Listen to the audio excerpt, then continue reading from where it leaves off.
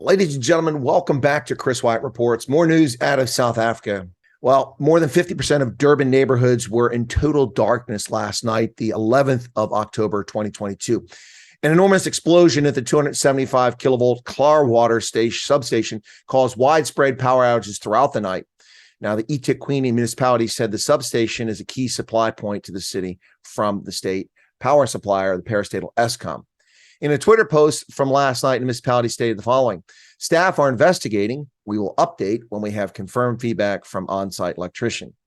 Well, the collapsing power grid in South Africa is a major detriment to the economy and contributed to poverty and malnutrition, as well as creating massive spikes or contributing massive spikes in violent crime, particularly home invasions.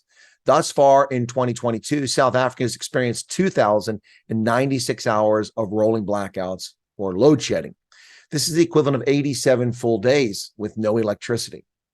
Now, it's significantly higher than the 1,153 hours of rolling blackouts or load shedding in all of 2021, nearly double, and it's just early October. An update from Durban early this morning, the eThekwini municipality said that electricity had been restored to most of the areas affected by the explosion of the Klaarwater major substation in Durban. And that's what's happening in South Africa. But let's be frank about what's happening here, folks.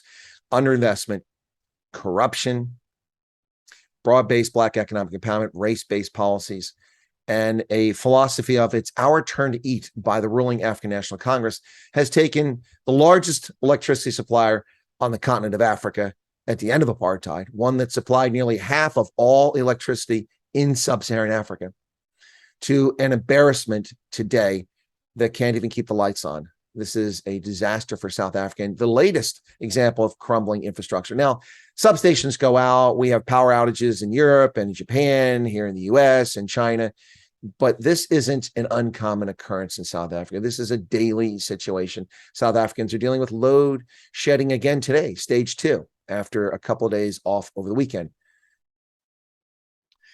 The problem, folks, is that this won't be fixed overnight. This is now something that will take 8 to 10 years to resolve. In the meantime, South Africa's economy has crippled, its economic growth hindered, and anyone with half a brain would reconsider foreign direct investment in this collapsing nation.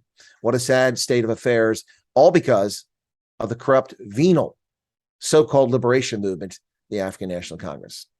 Hey, folks, if you're not a subscriber, hit that button right down there, become a subscriber, get news on South Africa, Africa, around the world, and back here in the United States. Thanks a lot, folks. Take care of yourselves and have a lovely day.